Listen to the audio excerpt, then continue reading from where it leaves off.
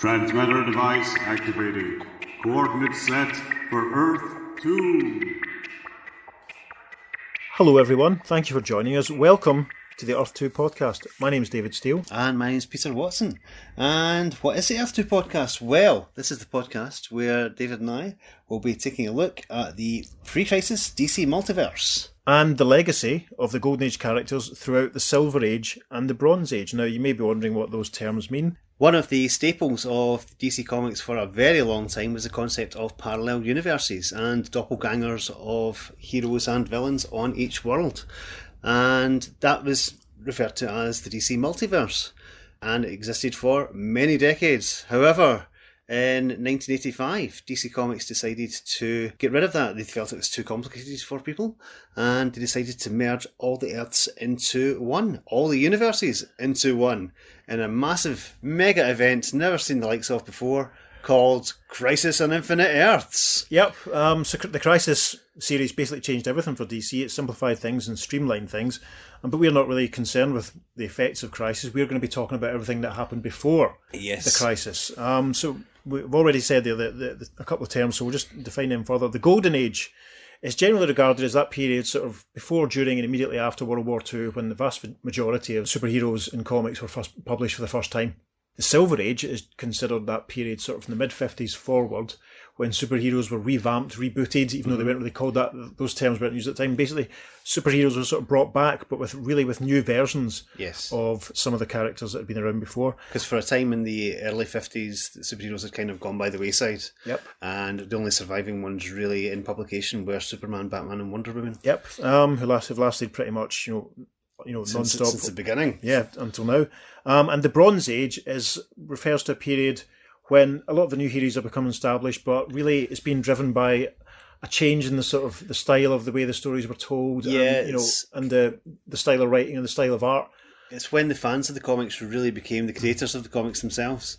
And we'll talk more about that when we actually get to that period, which is quite far away. Quite far away at this point, yeah. Yes, we shall get there. So this basically, we're going to be going through comics that were published and telling you about them, detailing the events of the stories, giving you a guide to the DC Comics multiverse as it was. Indeed. Now, most people believe that the DC Multiverse started when Barry Allen went over to Earth 2 and met Jay Garrick for the first time. Now, these are both versions of a character called The Flash. Yep, Jay Garrick was the original Flash, Indeed. Published, as we say, during the WW2 era, and Barry was the revamped version of The Flash, who basically sort of spearheaded the Silver Age and the relaunch of superheroes. The Flash 123 is very well known. It's a very famous comic and generally regarded as the first time that Golden Age character reappeared, the first time, a superhero crossed from one Earth to the other. But we've sort of discovered that that's not really the case. And we'll be talking about, some of the stories that preceded Flash 123 before we get to it. You might be surprised to learn, because I was surprised to learn, before Peter and I were researching this, that the Flash wasn't involved at all in the first instance of a character crossing over to parallel universes. So we in fact go all the way back to 1953. Yep, believe it or not, all the way back to 1953 to a comic published in March 1953, issue 59, in fact, of Wonder Woman. Indeed, so this would actually be the original Wonder Woman. Yes. Not the Silver Age version, the Earth 1 version. This is actually the Earth 2. Yep, the Earth 1 and Earth 2 terms, we'll explain them properly as we go a bit further in, so don't worry too much about that. This is basically Wonder Woman, one of the few DC Comics characters that remained in sort of continuous publication after the boom period of superheroes finished. Like Batman and Superman, she kind of retained their own book, and there's a few other characters who you'll hear about eventually who kind of still hung around in the supporting characters and the backup stories, but Wonder Woman is one of the few to kind of retain their own book. So this is a story that's called Wonder Woman's Invisible Twin. It's written by Robert Kanigher and with art from Harry G. Peter. So Wonder Woman at 59, cover date of May-June 1953, March 20th, 1953 being the approximate on-sale date. So basically we're just going to go through that story now. Peter's going to tell us about the cover tissue at 59. Yes, we have Wonder Woman tripping up with her lasso, some strangely garbed, almost Roman looking. Yeah, kind of Roman Greco type chaps. Centurion kind of guys. And with her is a kind of phantom Wonder Woman. Yeah, interesting. And the cover caption says, the Amazon Princess teams up with an astounding unseen ally in Wonder Woman's Invisible Twin. And we turn the page, and funnily enough, the story is called Wonder Woman's Invisible Twin. And we see a splash page of Wonder Woman in a window frame of a high-rise building. And she's grasping it as if something's trying to push her out. It looks like she's kind of having a morning stretch. Well, With this sort of expression on their face, like, oh! But anyway, so the caption at the top of the page says, "What would you do if you suddenly found an unseen force interfering with your daily life, with actions you've always taken for granted, until an ordinary walk along a familiar street became a perilous journey, and the mere act of glancing into a mirror a deadly risk? Such was the terrible dilemma Wonder Woman, beautiful as Aphrodite, wise as Athena, swifter than Mercury, and stronger than Hercules, was cast into in the incredible story of Wonder Woman's Invisible Twin." And as she's trapped in this window frame, Wonder Woman's saying, "Hands, invisible hands, trying to pull me out of the window." Very dramatic stuff. Yeah, absolutely. I mean, that's what I miss in some ways about the old comics, was that the splash page wasn't always directly sort of related to the story. It was almost like a secondary front cover, wasn't it? Yeah, absolutely. So page two of the story, but page one of the story proper. The incredible adventure could have happened to you. It did happen to Lieutenant Diana Prince when, in her office at Military Intelligence, she changed her secret identity of Wonder Woman and did something that you do every day of your life. She glanced into a mirror. So we have a couple of panels of Wonder Woman costume changing, fixing her tiara. And it is literally just, removing her clothes and her costumes underneath it. It's not like spinning round, it's not jumping through the lasso, which was a later subsequent thing. So yeah, Dee Dee's getting changed, and then the next moment, she looks in the mirror to adjust her tiara, and suffering Sappho, I feel as if hands are around my throat. She's grasping up at her neck. Yep, and valiantly the Amazon maid struggled against the invisible strangler. "If I don't free myself, I'll be finished." So on the caption tells us, suddenly, as mysteriously as the phenomenon had appeared, "The hands, they're gone. I'm free. And the next caption, and then just as you would have done, Wonder Woman carefully examined her throat in the mirror, but to her amazement, not a single mark of any kind. Just as if I imagined it, as if the whole thing was nothing more than a horrible nightmare." And we get a shot of the mirror and the caption that says, "But was it just a nightmare?" I think you should say, "But was it a nightmare?" No. Okay. Right, so then we move on to the next page. And later on the avenue, Wonder Woman did something that you do every day too. She glanced at a store window. Now I love this because you've just got Wonder Woman just casually walking about the streets in her full Wonder Woman garb. You wouldn't really see Batman just going out for a casual stroll. Absolutely. It doesn't usually happen. I know. Anyway, she glances in the window of a toy shop and thinks, "This window sparkles. It reflects my image like a mirror." And indeed you see her reflection in the that's window. Key. And then a moment later, crash. And she smashes through the window. Yeah, and then she explains herself in a thought bubble in the next panel. "Merciful Minerva. Some invisible force pushed me through that glass so fast. I just had time enough to throw my arm up to protect my face." And after the store manager helped the Amazon out of the window, "I'm sorry about the window, I'll take care of the damage." And the manager, who's they must have really good insurance. No, it was an accident. You must have slipped. We're just happy that you're not hurt. It's in a toy shop. Yeah, so they want to avoid a case there. Maybe there's a precedent. I think so. Wonder Woman continued on her perplexed way. So we get a nice shot of the window and it's broken. But was it just an accident? And in a peaceful park nearby, the walker gazed at her image reflected in the quiet surface of a lake, just as you have often done. And indeed we see one day walking around and there's a great reflection of her in the lake. She's strolling up, she's checking herself out, she's thinking, yeah, I'm looking good. This is our usual Tuesday stroll out, past the toy shop, down by the lake. Yeah, just looking at her own reflection. Batman climbs across rooftops, but no, one day's just going out for a stroll. And then she says, "My arms and legs feel as if they've suddenly been pinned and I've been thrust into the lake." She's flying off the bank into the water. And it does look like she's been invisibly bound. Yeah, the caption says, "Beneath the water, Wonder Woman struggled against the invisible bonds holding her arms and legs fast," and she's thinking, "Must break through." I love how they give the dashes in between all the words. Break through the invisible bonds. These invisible bonds, and you get a couple of fish swimming by. They're just casually chilling. They're just out for a stroll. They've swum past the toy shop, and now they're swimming around the lake. And then, just as her lungs were bursting for lack of air, free again, not a moment too soon, she thinks. And so Dee Dee has climbed out of the lake and she's standing at the side, and there's a few folk standing around, and one of them saying, "I saw you fall, Wonder Woman. From the way you suddenly went limp, it looked as if you grew faint for a moment while you were walking on the edge of the lake. Are you all right now?"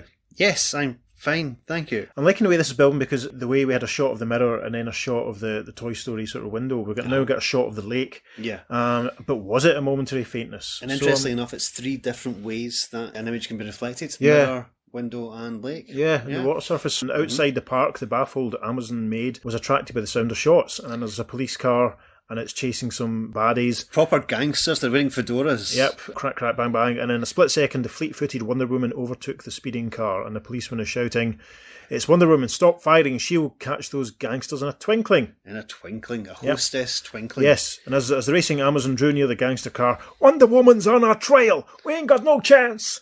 And it's bang, bang, crack. And she sort of looks like she's using her lasso of truth to sort of deflect the bullets. Yep. That's quite interesting. So we move on to page 5, and easily it says, "Wonder Woman halted the fleeing gangster car with her Amazon lasso." Yes, she has now thrown it, and she's doing the amazing skidding along the ground to slow down the car. Yep. So she's lassoed it basically. "She's got us. I told you no one could beat that Amazon."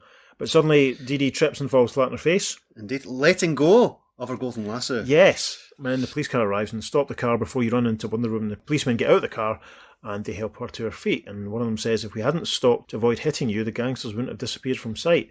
And the other one says, "Not only that, but you lost your lasso. It's still hanging around the gangster car. What happened, Wonder Woman?" And Wonder Woman doesn't answer. She just thinks, what can I say? That I ran into an invisible roadblock and fell? The next caption, the next panel, sort of says, "The following week, newspapers were full of headlines about Wonder Woman, but headlines of an entirely different kind than those which formerly lauded the famed Amazon's exploits." And we've got some very interestingly named newspapers here. Yep. We have the Daily Paper, which says, "Wonder Woman fails to stop Main Street bank hold-up." And the Evening Bulletin runs with, "Amazon interferes with police work." The City Telegraph says, "Gangsters escape due to Wonder Woman's intervention." And here's my favourite. Yeah, and the Morning Blade, "Amazon finished as crime fighter." So they're obviously a bit more sensational. Absolutely, yes. They're the red tops. They're down market. So the next shot is of honest citizens were dismayed and saddened by the fighting Amazon's downfall, and it's Wonder Woman walking the pavement looking a bit dejected. She is indeed. Her head's and in full costume again, and some people are sort of just gaping at her, and one guy saying, "Poor Wonder Woman." And interestingly enough, she's walking by a store that's marked drugs. It's almost like an advert, "Don't do drugs, kids." Yep. So we then move on to page 6. And the caption at the top tells us that the underworld, however, reacted with delight to Wonder Woman's failures. And there's obviously some gangster types and kind of stood around and smoking cigarettes. Yep, and one of them saying, "It says here, Wonder Woman ought to quit." The other one says, "She's finished, only she don't know it." And then there's a couple of lads that join in, have a bit of a laugh. Like, ha ha ha ha. Gangster in the blue suit, the first one says, "I've got a swell idea that'll make Wonder Woman the laughing stock of the country. Listen." She's obviously mumbling. Either that or he's just listening. He's showing off his Bean impersonation. Yeah, this caption is quite interesting, but bear this in mind as a precedent. So, meanwhile, heedless of a raging electrical storm, Wonder Woman roamed the city ceaselessly, seeking to unravel the mystery of the nightmare which surrounded her. It all started when I looked into the mirror, the window, and the water of the lake, and saw my reflection. The key to the mystery is those reflected images of myself. Next panel, as the forlorn Amazon started across the High Bay Bridge. There's the gangster car that drove away with my lasso. I'll trail it. Perhaps it'll lead me to my lasso. And there's some amazing thunderbolts in the background. So there's a full big heavy sort of thunder and lightning sort of storm going on around at this point. You get the rain torrenting down. Coming down, cats and dogs and all that stuff. But to Wonder Woman's amazement and humiliation, one of the guys in the car, it seems like they're not really that bothered by the rain. They've got the top down and he's throwing the lasso at her and he's saying, "We figured you need it more than we do, Amazon, so we're returning it. Not that it'll do you any good. You're through as a crime fighter. You ought to turn the knitting." I don't understand that at all. Why would they give it back? I'm not enough of a Wonder Woman expert to sort of speculate. Maybe they've deactivated it or broken it or something. No, I don't think so. So anyway, as the startled Amazon caught her glittering lasso... Great Hera! Lightning hit the lasso! Yep, so it's been... with the interesting sound effect clang. Clang. It looks... It's unusual. A very sort of Shazam-like lightning bolt has struck the lasso and hurled back by the lightning, Wonder Woman toppled over the bridge rail. But she's let go of the lasso. But she's falling off the bridge, and there's more lightning and rain going on all around her. As Wonder Woman hurtled from the bridge toward the river far below, an amazing transformation took place all around her. So, a nice shot of Diana sort of falling from the bridge, rain and lightning, couple of boats on the river, and then, I should say modern contemporary sort of ships on the river. Yeah. And then suddenly she's falling from a sort of rocky cliff edge. And what looks like ancient Greek style big sailboats with oars and stuff out the side. And, they're in the water below and she's falling and she's thinking... Shades of Pluto, the scenery has changed. The bridge replaced by a cliff. The boat spycraft of another time. And then she notices, also falling from the cliff beside her, it's... another Wonder Woman, my exact image, Yep. except she has a lasso. The Yep. second Wonder Woman has a lasso. It's another Our Wonder Wonder Woman Woman. doesn't. Wonder Woman has been transported, and she's met what appears to be another version of herself. Indeed. So that's a precedent. So basically, both apparent Wonder Woman land in the water. The Amazon's mysterious twin uttered a warning so this is the other Wonder Woman. Dive deep, my other self, and swim underwater as far as you can, or archers from the ships will slay you. And indeed, they both dive deep underwater, and Wonder Woman thinks, this strange twin of mine can swim just as fast as I can, and stay underwater just as long. Finally, at a lonely beach, the daring duo emerge. So we have the two ladies. The new Wonder Woman who we've just met for the first time, she's saying, we shall be safe here. I am Princess Tara Tiruna. In our language, it means Wonder Woman. And Wonder Woman says, that's fitting, Tara, because I am also called Wonder Woman in my world. So we have Tara and Diana, so the conversation continues, and Tara says, it is good that we are as alike as reflections in a mirror. It will help us free my people from the yoke of the cruel Duke Dazam. He stole my kingdom half a lunar month ago, and has made many attempts to slay me during that time. And Wonder Woman responds, it's been almost exactly that same time since invisible forces began opposing me. That's interesting. They seem to be sort of tied. Something happened to affect... To weaken the boundaries, the dimensional boundaries. Yeah, but it's interesting that they are so tied together. So anyway, right, we continue. Tara is saying, there's a little montage of her getting into fights and stuff, and she's saying, yes, Duke Dazam's men made many attempts to slay me before they finally hurled me over Vulture's cliff. And Wonder Woman says, and by some warp in time, those attempts affected me, because you are my double in your world. We basically have the panel of Diana standing in front of her mirror. There's a panel showing Tara being attacked by a soldier. And when Diana tripped when she was trying to lasso the car, we see Tara being tripped up by a couple of Roman-looking soldiers who were on the cover. And then finally, when Diana falls on the bridge, we can see Tara being flung off the cliff edge by some of the soldiers. And then we have a fantastic panel of two Earths with lightning bolts going killer. between them. This is amazing. And Wonder Woman says, Earth must have a twin world, existing simultaneously alongside it, but developing differently. And everyone on it is a double of everyone on Earth. The electrical storm somehow hurled me from my world to yours. So there we have it. This was published in 1953, so that's roughly 8 years before Flash of Two Worlds. Absolutely. So it's superhero is transported to parallel Earth where everything's different and simultaneously the same but different, and meets another version of himself. So there you go. Yes. What do you make? I Familiar. think fantastic. So story moves on. Wonder Woman says this proves evil will always be challenged by a Wonder Woman on Earth or other worlds. Yep, and Tara is saying, together we shall fight the reign of evil in this world by first attacking Duke Dazam's fleet. So, racing through the water, the two Wonder Women encircled the fleet with Princess Tara's lasso, while archers sent deadly missiles at them. So basically we have some of the boats, and we'll stick a panel on the socials so you can see what we're looking at. Princess Tara swims like the wind, someone is shouting from the boat, and from another boat... Aye, but she cannot pass through the clouds of arrows we are loosing at her without being slain. Yeah, Jamie McCrimmon's on the other boat. Amazing. So basically the two Wonder Women are swimming around, and they're pulling the... This is great. They just basically grab these four ships together with the lasso and just...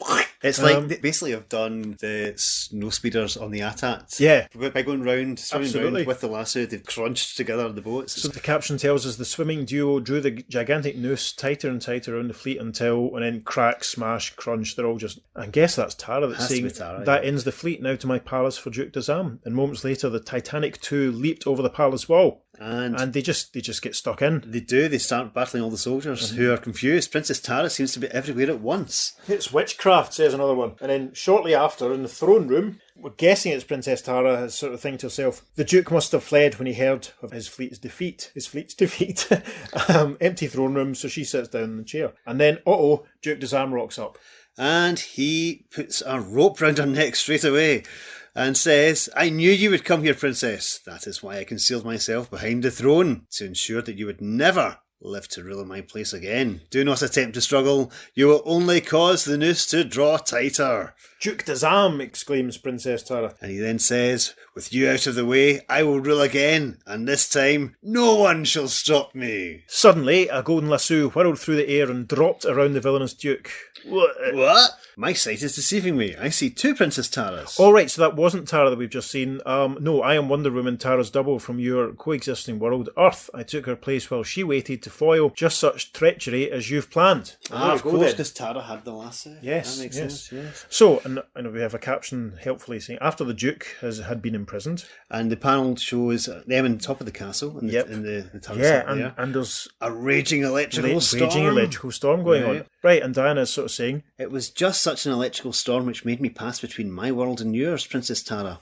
Now I shall have to remain here forever. And Tara says, fortunately for my people, Wonder Woman, we shall make you happy here. First, in gratitude, I want you to have my golden lasso. And then suddenly, as Diana takes the lasso, there's lightning strikes. Yep, another Shazam-style lightning bolt and a big clang. Indeed. And again, interesting sound effect. Yep, and Diana says, lightning striking the lasso, just as it did on the bridge. And once again, Wonder Woman is hurled through the veil separating the two worlds. And the gangsters are going, let's see you try to lasso us, Amazon. Go on, you'll only fumble it just as you've done with everything else. Ho ho. So that's she's basically been transported back to the moment she left. Pretty much. That's quite interesting. Except she's not falling off the bridge. Yeah. She's literally like right at the top. Kind of like Bernard Cribbins at the end of Dalek Invasion of Earth 2150 AD. There you go. Reference. There we go. There's a reference. Indeed. Hope that makes sense. Tough luck if it doesn't. But to the leading thug's amazement, Wonder Woman has thrown the lasso round the thugs in their open top car. Yep. As the car drives on without them, which is great. I love that. I hope it doesn't hit any passing pedestrians.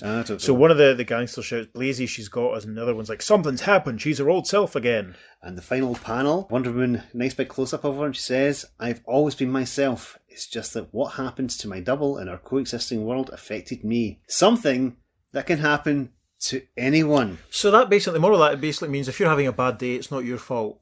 It's not if you're, going things are going wrong. It just means that your parallel Earth version is having a bit of a stinker and the vibrations are coming through and hitting you or something or nothing. Indeed. So so there we have it. Wonder Woman 59. The first parallel Earth story. How exciting was that? It's brilliant. It's a joy to read. And see, up until very recently, I had no idea that the story existed. Yeah, I just assumed that everything kicked off with Flash 1, 2, 3. So it's interesting. But that's the level of research we're doing for you folks. To the best of my knowledge, and please contact us and let us know if we're wrong, but Princess Tara's never been back. That's a story that's just crying out for a sequel. Absolutely, and, yes. And we'll talk about certain writers and creators as we go on with the podcast. And there's one in particular who I can think of who we'll talk about an awful lot. Yes. Gentleman called Roy Thomas, and you'll see the further on we go, this is the sort of story, a sequel to this he would have been love. Yeah, it'd have been right up his street. Where was Princess Tara in All Star Squadron? That's what I want to know. Also, what's really interesting is Wonder Woman has Princess Tara's lasso from this point on, because she lost hers the first time she got transferred over. It fell out of her hands, probably into the river below, and never to be seen again. Yep. I mean, I wonder if, publication date 1953, is this going to be a story for the Golden Age Wonder Woman, essentially? It is, yeah. So this is what will become Showcase 4, and that's generally what people see as the beginning of the Silver Showcase Age. Issue 4 being the comic that first features the Barry Allen Flash,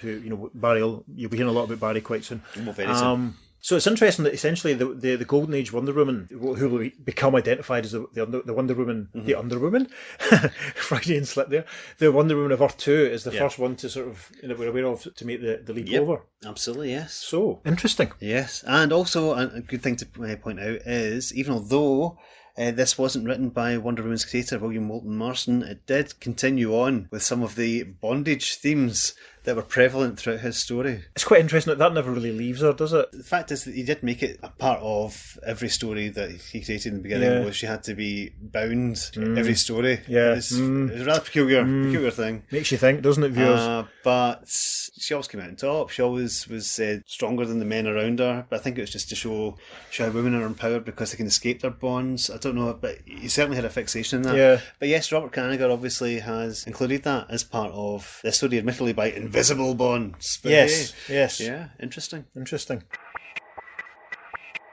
So that's it for Wonder Woman 59. We're now going to jump forward a little while to Flash issue 113, which went on sale in April 1960. So this is a story featuring Barry Allen, the Silver Age Flash, who we mentioned already, and this is the second of two stories to appear in Flash 113. It's written by John Broome and drawn by Carmine Infantino and Joe Giella. I'm presuming that is. Peter's going to talk us through it. Yeah, this is The Man Who Claimed the Earth, and we have an amazing splash page of the Flash running off the world.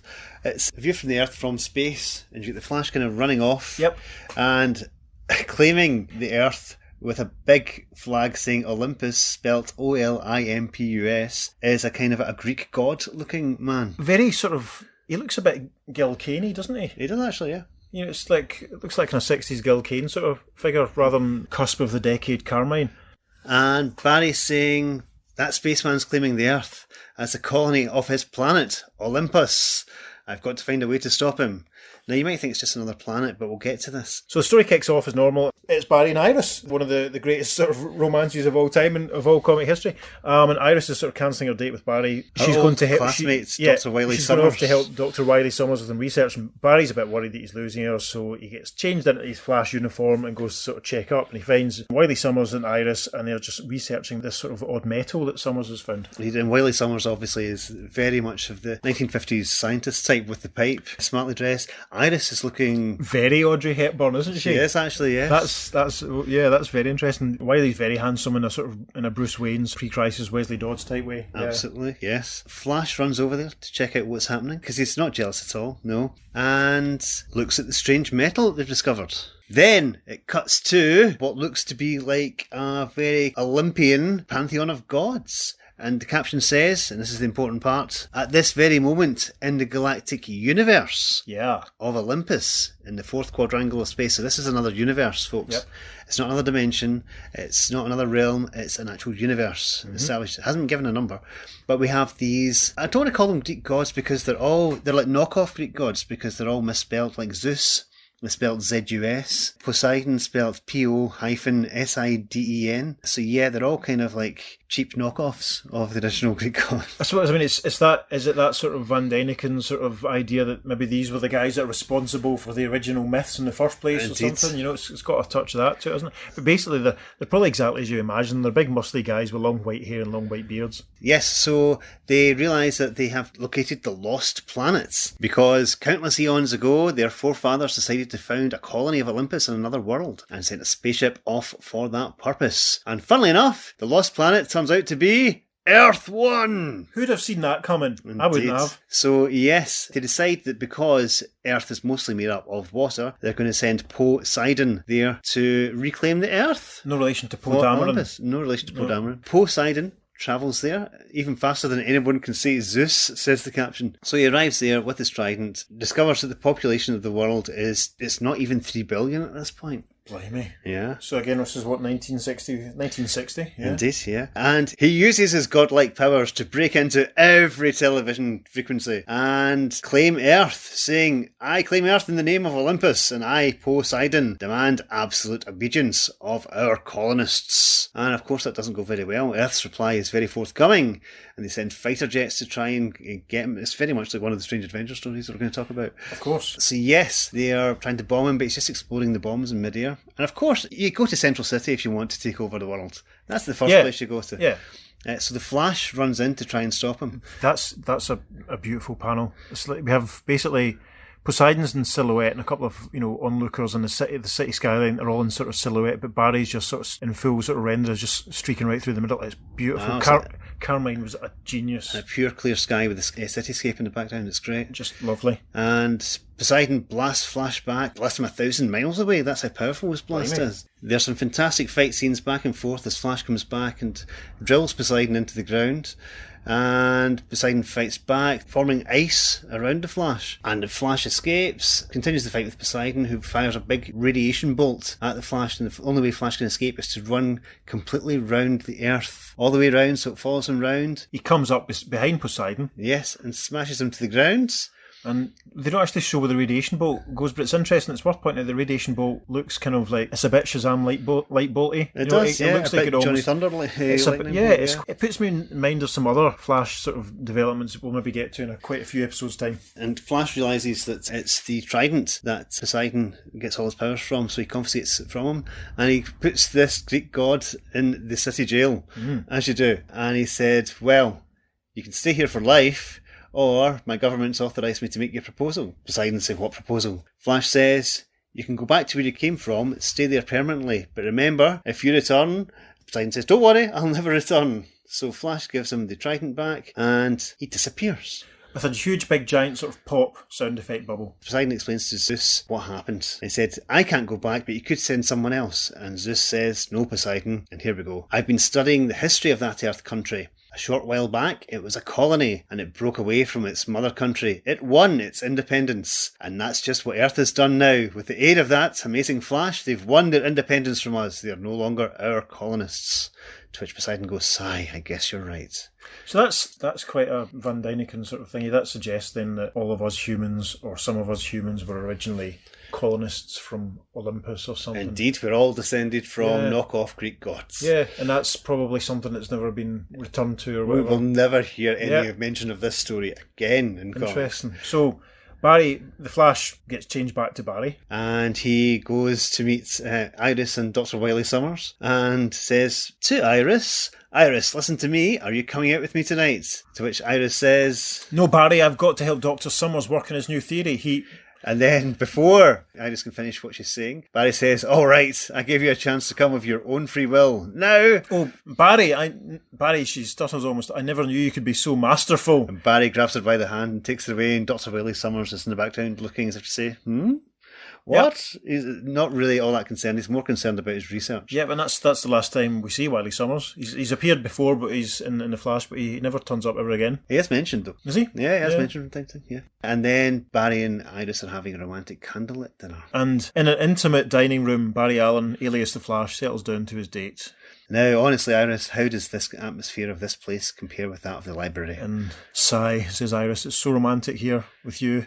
It takes my breath away. Yay, the Again, end. Iris looking very Audrey Hepburn. If they'd made a Flash movie in 1960, there's no doubt that Audrey Hepburn would have played her. Very stylish, Iris. And Infantino draws amazing characters. The artwork in that was outstanding. He was top of his game at that point. So so that's another universe. So what we've covered so far is our first instance of a hero travelling to a parallel world and meeting another version of himself, and then someone coming to Earth from another universe. So we've actually looked at 4 different universes today. I suppose we have. The Earth 2 universe. Quite dizzy. Yeah, that's exciting. Very exciting.